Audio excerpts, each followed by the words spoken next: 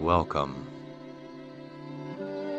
to Arcane Anarchy.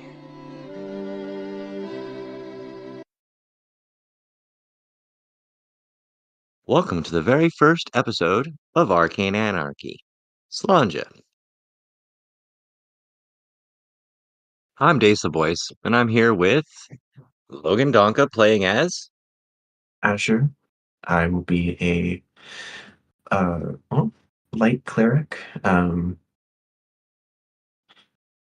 Asimar. I could not remember the name of the species. That's my bad Okay. game. No worries. And we have George. Hello, I'm George. I'll be playing Harmony. She is a warlock tiefling. Quite original, I know. Hey, the trope started somewhere, right? We have Ash.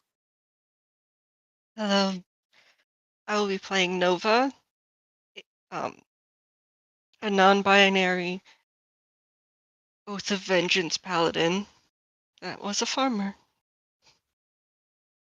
Outstanding. And Galley. You're muted. Isn't that fun? That was great. I'm Luria, and I will be playing a Spore Druid. Outstanding. Welcome, everyone, to the world of Sanctora. Sanctora is a realm that, in its past, was much like every other realm, every other world that you can imagine within Dungeons and Dragons, full of magic and gods and goddesses and different species of peoples and cultures that live together in harmony. And then came the Shattering. The Shattering divided the world apart, and worse than that, it put a maelstrom of storm and pure death near the center of this realm. Its inhabitants, as far as our characters know, and as our listeners know, have only known what it was like as a world divided, as a world separated through mystical gravitational anomalies and this maelstrom in the center of it that seemed to swallow everything. Our tale begins in a city known as the Weeping City. It is a sprawling ruin that has been a hub for this region, a hub for both trade of secrets, trade of coin, and trade of artifact. People that were looking for things usually ended up here in one way or another. And each of you have been searching for something. Each of you have come here looking for a particular reason. These reasons are individualistic, and we went over these in our previous session zeros, so even our Patreon subscribers don't know these reasons yet, but we're all going to find them out as we go through this together. So we're going to start off with Harmony. Since this is your town, after you've waken up and done your normal day-to-day thing, you've run through your contacts and you've been asked to meet someone at this bar. This bar is called the Shaded Lantern. It's a crumbling tavern. It's on the fringes of the city. It's, the typical back alley style hole in the wall bar, shady clientele, back alley dealings, that kind of thing. So you've been here before. Describe yourself as you enter this place, please. All right. So Harmony steps into the bar with a bright smile on her face. She's a young woman, perhaps no older than 19 or 20. She is a chthonic? tiefling, with a purple skin and uh chalk white horns. Her hair is black and braided, it made into a sharp ponytail, and in her hair as well, she has a brooch of flowers. She is dressed quite modestly, wearing some rather poor drabs. They are clean, but generally have seen better days with a brown and purplish cloak over it all. Um, she makes her way in and immediately looking around, tries to find anybody or anything that resembles who she was here to meet, who she had heard about. Well, let's do the very first roll of Arcane Anarchy, and then George, go ahead and either Foundry or in Beyond, give me a perception check. Gotcha. That'll be a nat 20 in D&D Beyond. Ladies and gentlemen, I can't think of a better way to start off campaign. Let's All right. go. I want you to, all right, so you walk in, and while you scan the bar, you don't immediately see the person that you're going to meet, but you do clock Galley. I would like for you to describe your character sitting there. All right, sitting in the far corner of the bar is a cloaked woman with red hair, braids down, and all you can see is just some peeks of the hair out of the cloak. Over a stack of dusty books, she peers up and looks around the room and then goes back to reading and does this constantly, over and over again, and all you can see is a flicker of green eyes every time she looks up.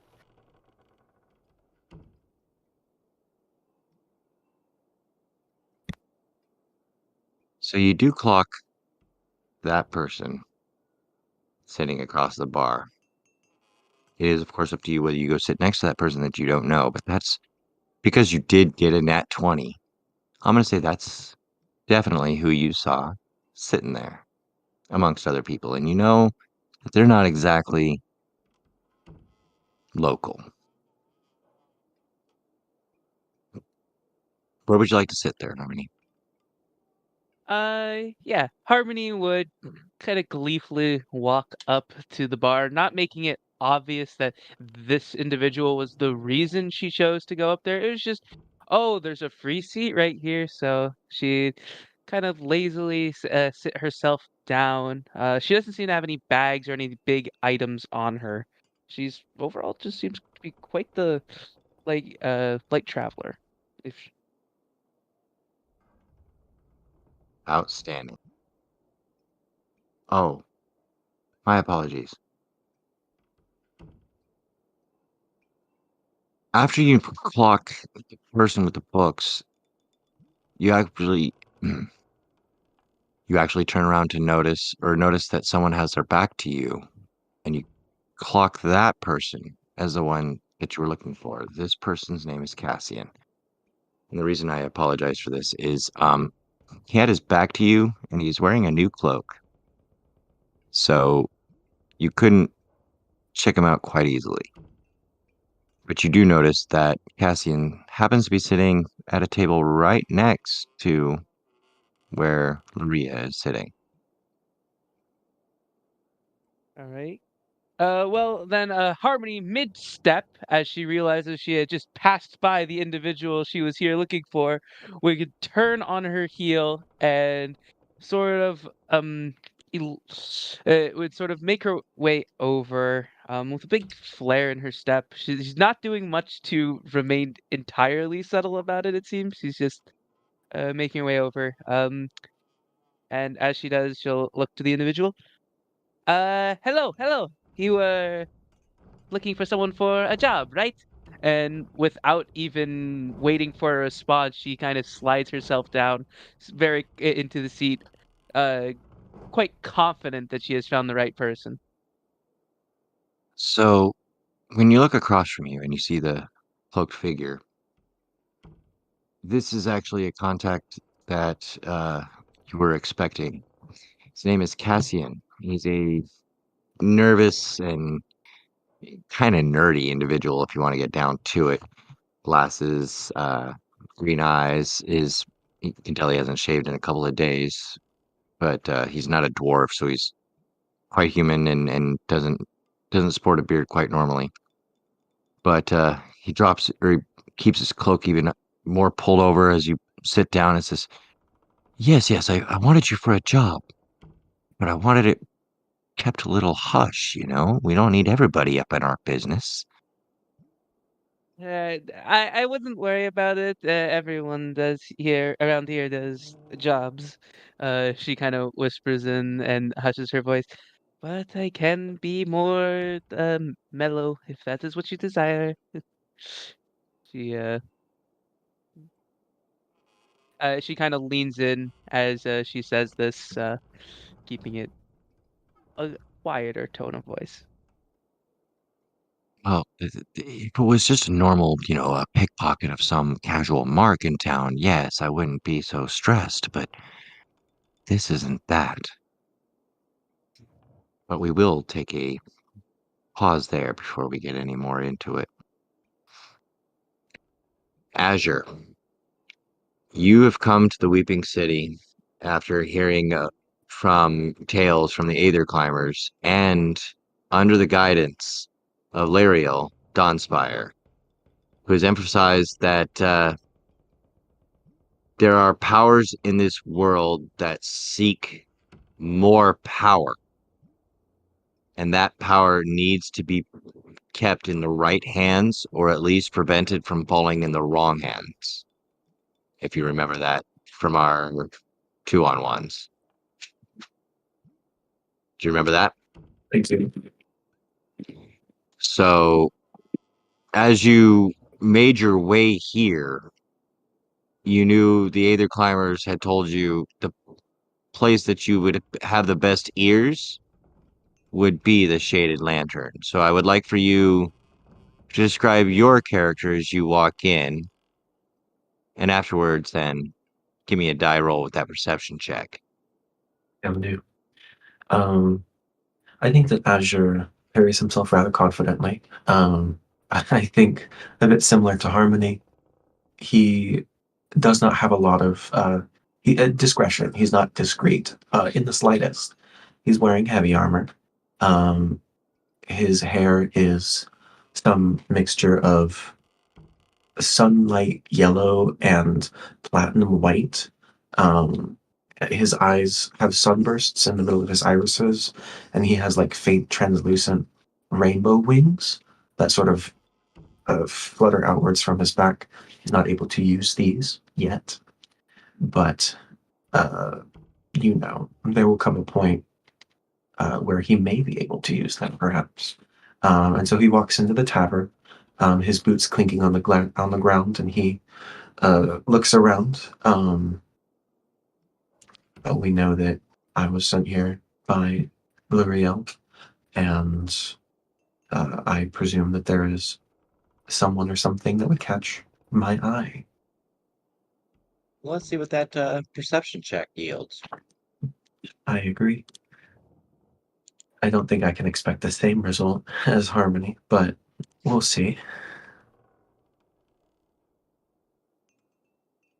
Oh, I thought I thought it was a 1. It's a 7 plus 3 for a total of 10. Very, very average.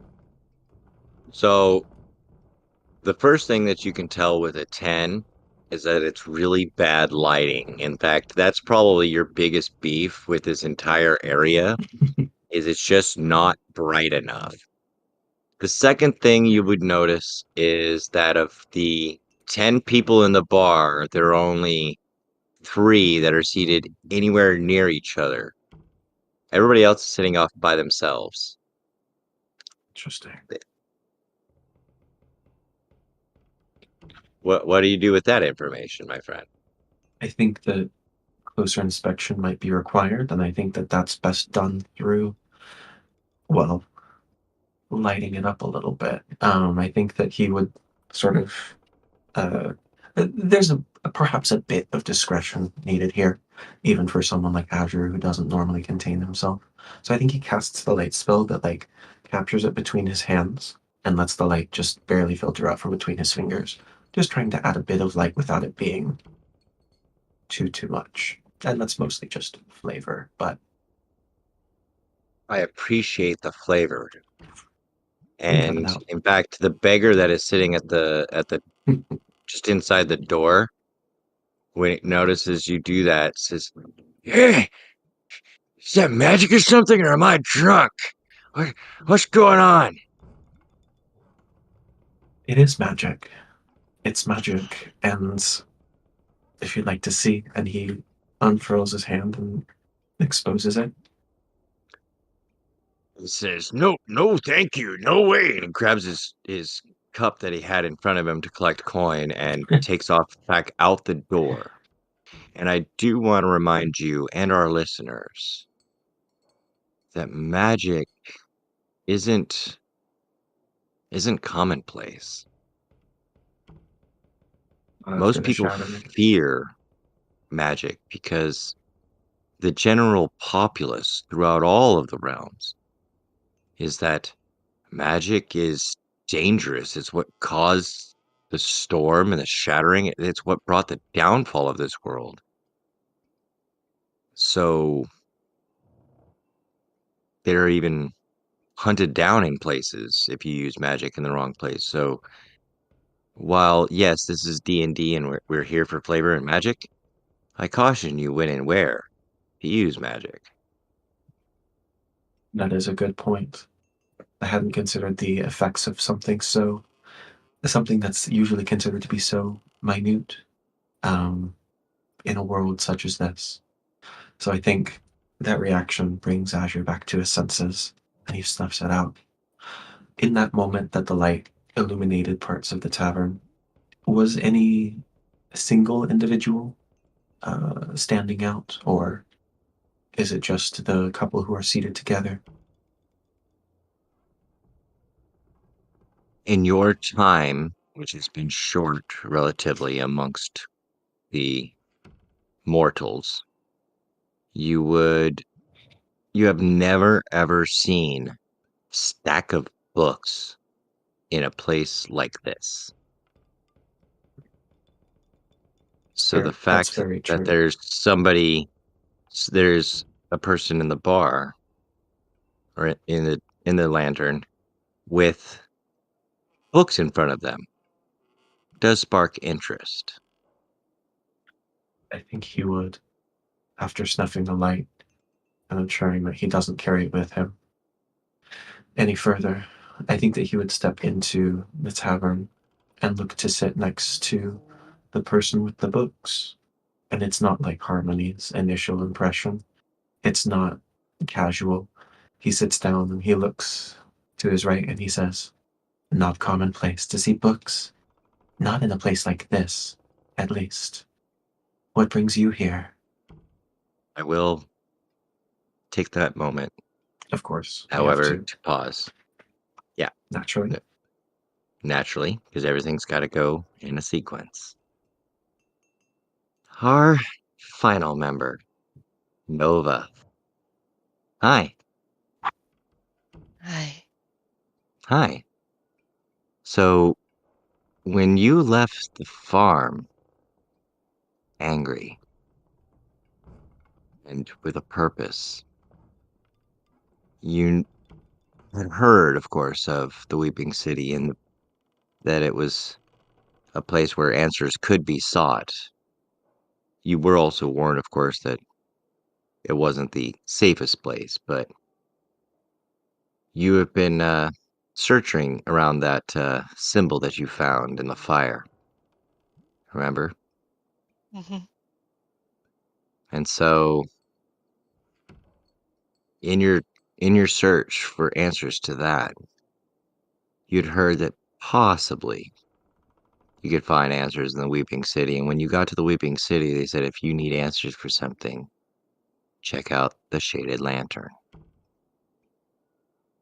And so you found yourself walking down the street and entering this place just after a beggar reeking of his own fecal matter just passed you by. And in fact, give me a dex check to see if you can get out of his way, because he took off out the front door pretty hurriedly.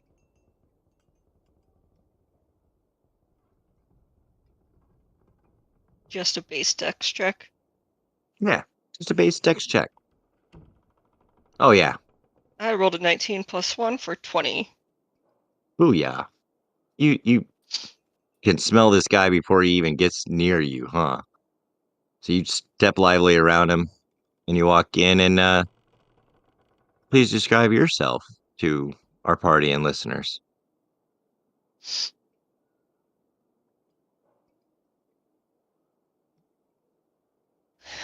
Nova is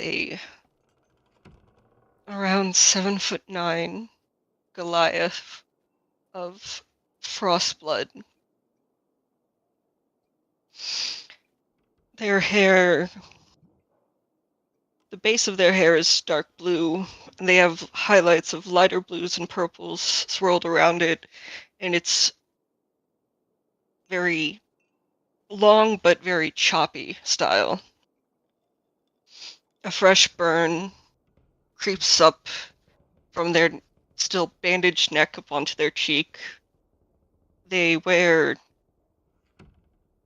chainmail, but very easily is noticed that it does not fit them well, and it seems old, a little rusted, a little dirty. Their eyes look tired.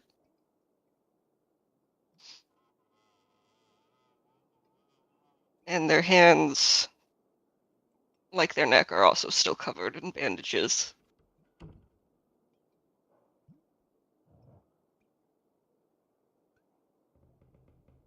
When you walk in, I would love for you to give me a perception check.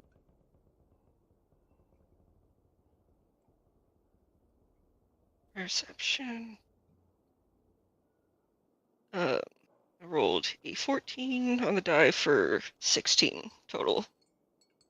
All right.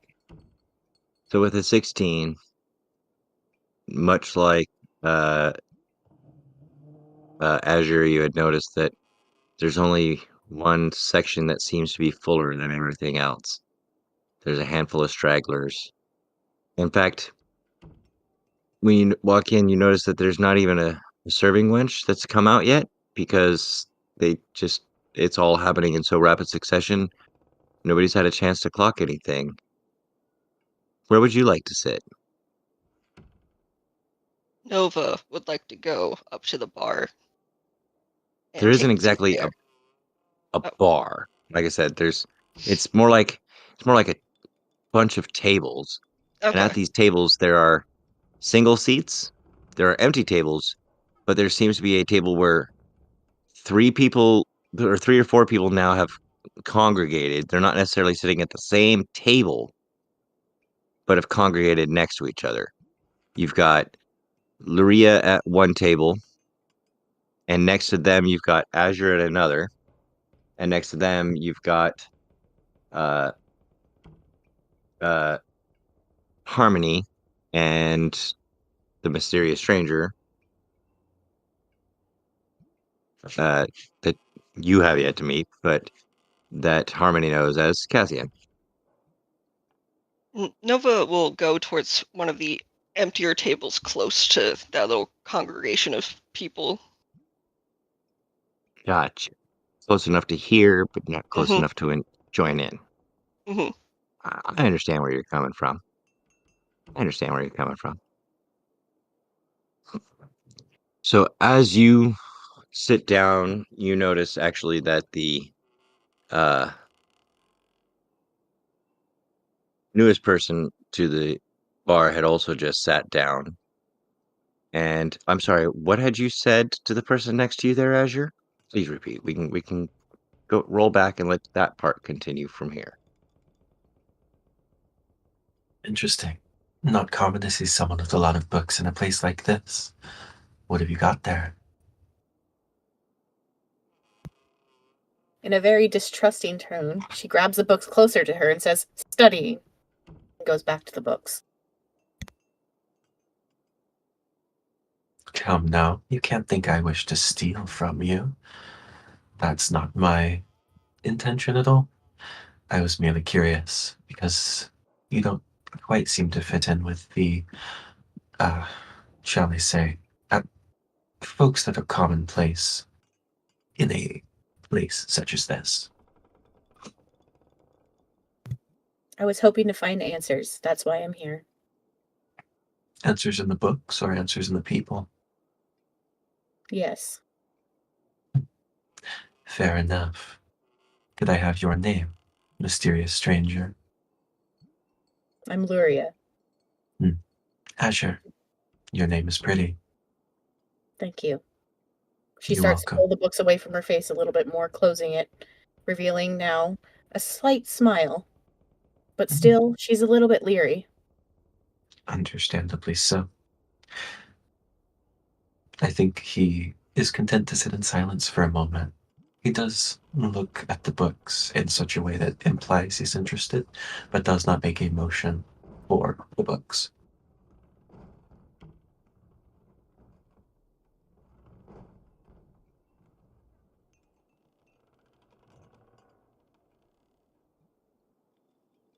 All right. So as you two are sitting there with that, Harmony, Cassian had said, had just left off with, if we were just picking someone's pocket, you could be more free about it. But this is important.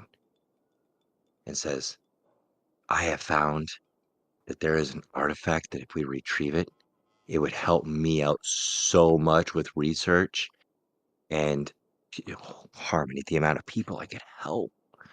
I am I'm just so nervous of going in there alone because these streets are dangerous.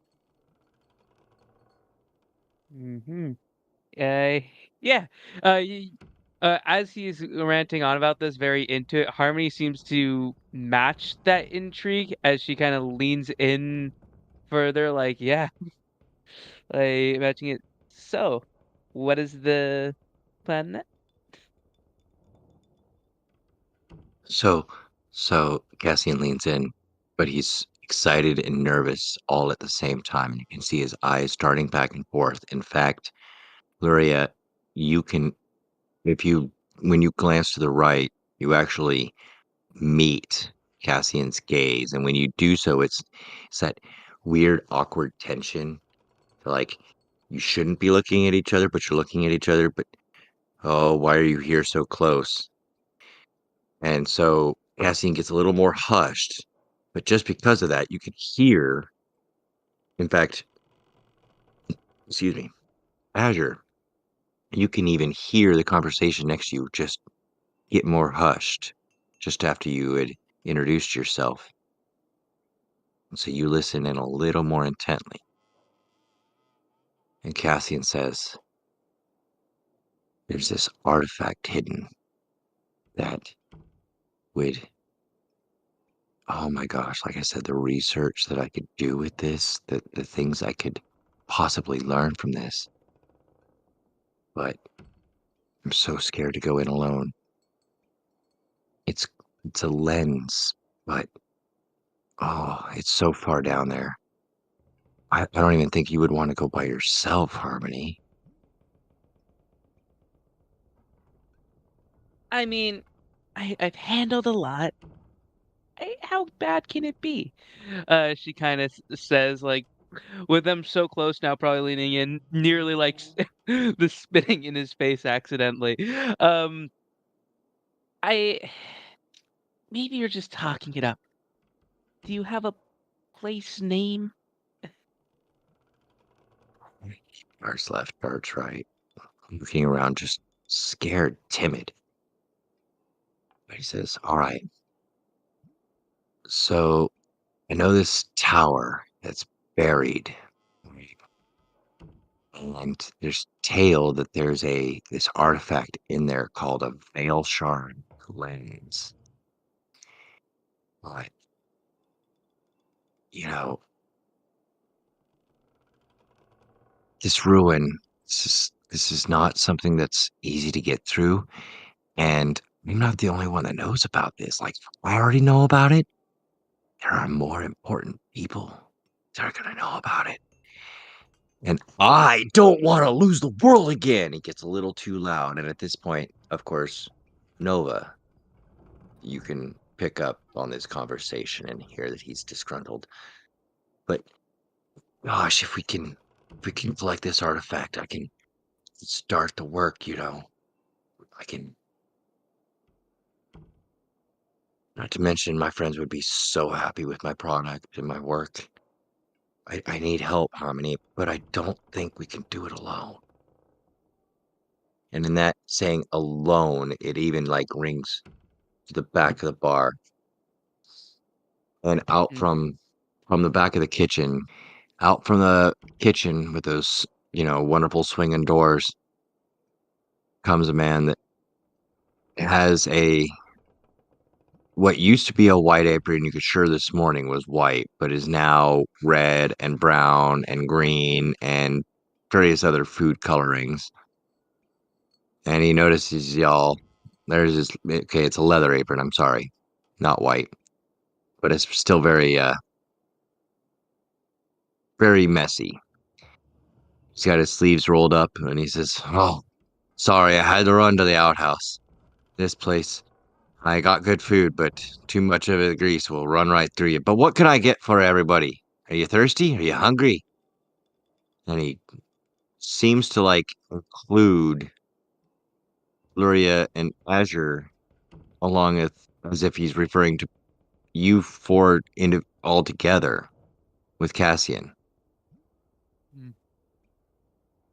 Harmony takes no note of this. She's kind of just focused on her conversation with Cassian. And she kind of just leans back, the leans back in her seat, maybe even nearly falling out for a second as she tells herself, yeah, um, what do you, just anything to drink. Cassian's got it covered. She kind of smiles over at her friend, or the employer here.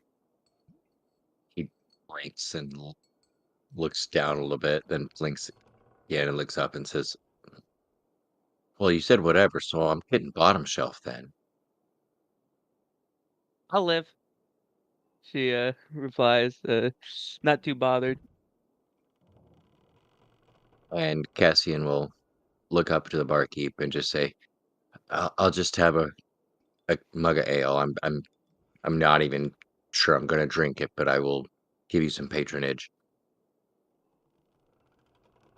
To does Azure or Harmony looks over. Carbon looks over to the both of you.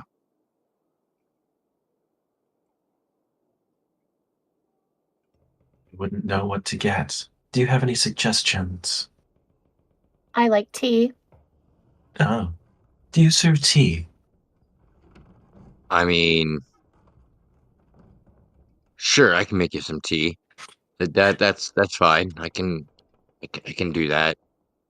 That does not inspire confidence, but I believe in you. I like tea. And Just tea black, please. Oh, I'll have mine the same. Okay.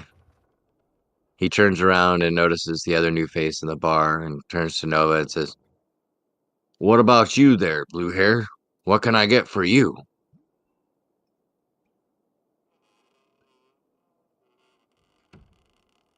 What do you have that's not mead?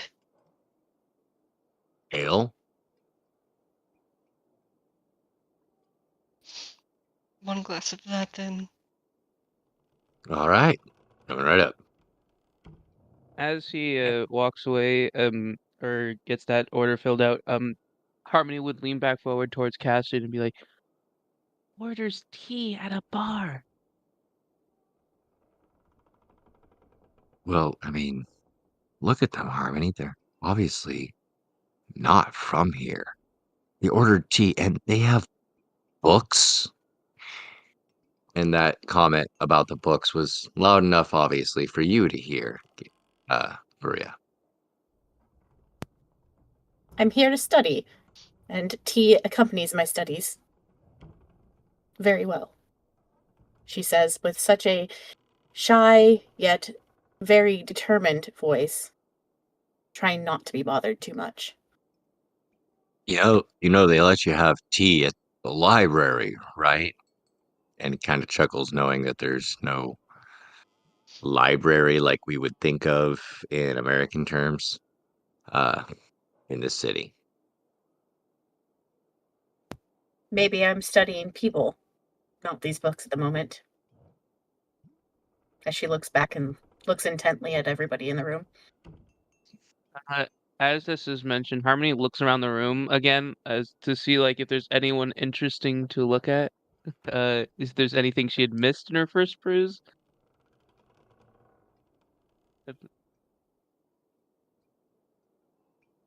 I guess suffice it to say, how full up is the tavern again? Because she wasn't paying much attention to that. That is a good question. I will give you that answer. So you have clocked the number of people in the bar. I will say that the number of the people in the bar is 4. So you've got one person sitting like in the back left corner. You guys are in the right side about mid as if you were walking in. But remind you that this is a fully open floor plan type deal. And you've got one guy in the back corner, obviously has already had his fill and head on the table. You've got 2 in the center, about 2 tables apart and opposite sides, that seem to have been there eating and now are drinking and just relaxing. It looks like they're both in fact, one has a blacksmith apron on and the other one has a butcher's apron on. So these are guys that have just um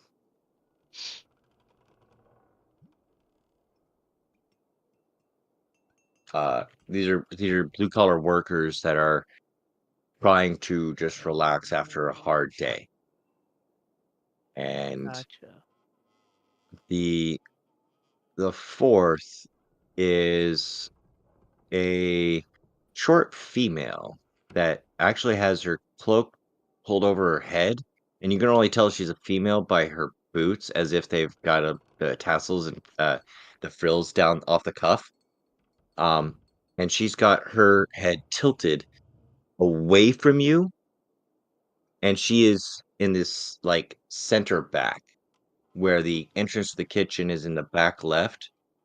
And the reason that the barkeep keeps not paying attention to the drunk in the far corner is that when he comes out, the door opens and keeps him hidden behind there, and he pulls it closed as he comes back in. So each time he kind of doesn't see that patron passed out at the bar. That's what you're clocking as you look up and around after that there, Harmony. Gotcha. Harmony just gives a shrug then, thinking a weird comment, but leaves it at that. And that was also, of course, besides the players' characters that are sitting in the bar. Mm-hmm. Cassian then kind of continues, even though he's nervous. He says, we have to get this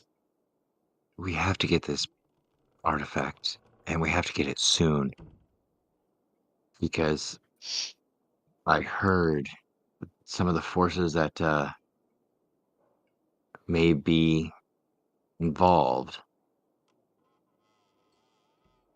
also know about, like, how do I put this?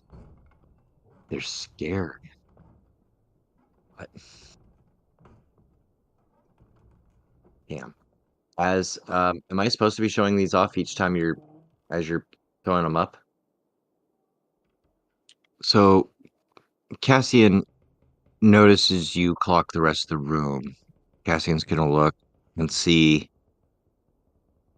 First off, see the redhead with their nose in the book, who's not really paying attention to the book and is listening to everybody else. Sees what has to be the most unique creature Cassian has ever seen, but obviously a sentient humanoid. So who's Cassian to judge? And then turns around and sees Nova, who Nova, are you trying to hide that you're listening in, or are you blatantly listening in? They're a little bit trying to hide it. Let's see that first stealth check. Uh-huh. No, I called it for a reason. Uh-huh. Uh-huh. I don't know why it was at advantage. It was at disadvantage because I wear chainmail. Oh, that's lovely. Well, 9. then, yeah, which is also the German number for the amount of chance that you had a success with that. Exactly. Exactly. Damn. So Cassian obviously notices you listening and then turns to Harmony and says, "What about you and these three? I think that would, heck, that might." And he just flat turns around to Nova. "You're looking for work?" I'm looking for answers, but I guess if that could be used as payment. I mean, payment can find answers usually. And then he swings back around towards Luria and Azure and says, "What about you two? You looking for work? You want to make some coin?" I did hear the words knowledge. I like knowledge. And I could use some money. I mean, again, money can bring knowledge. And I am looking for more people to get to know that might harness some skills as she looks up, looks down, looks up again, looks around and says, "And you all seem to have maybe what I'm looking for." If the artifact could be dangerous if fallen into the wrong hands, then I believe I've found the reason I came here. Did you say that there's a library? I mean, not here available at the moment. No. The Sad. the library that was last year was one of those community run things, and some of the locals may have vandalized it. I may or may not know anything about it, but we're not going to go there. Typical Luria Here's looks very disappointed. mortals. How typical. They don't know what they have until it's gone. Consider me in.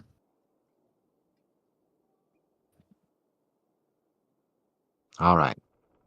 Well, then why don't you pull up a chair, and offers the seat next to Cassian to Nova.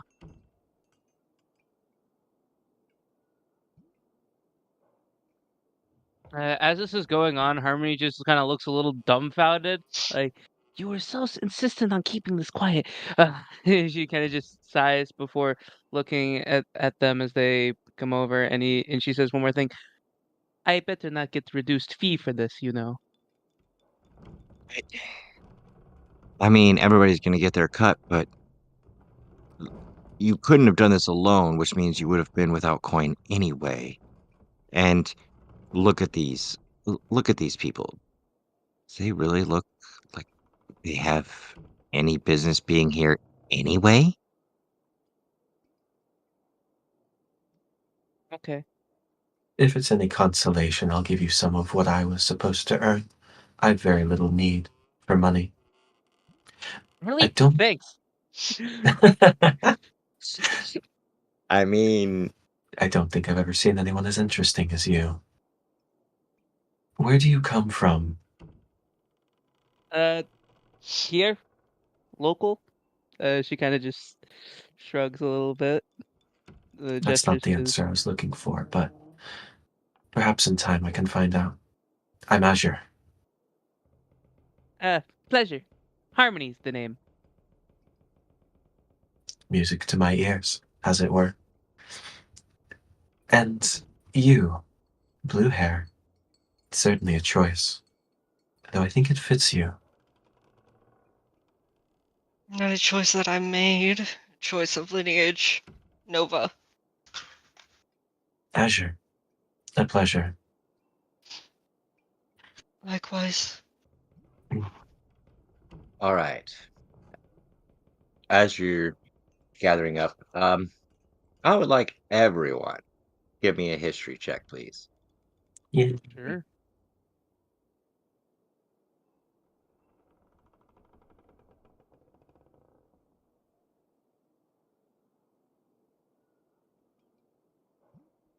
What'd y'all get? 14. Nova got a 12. 19 plus 4 for a 23. You got that there, Maria? 2 plus 5 for a 7. Wow.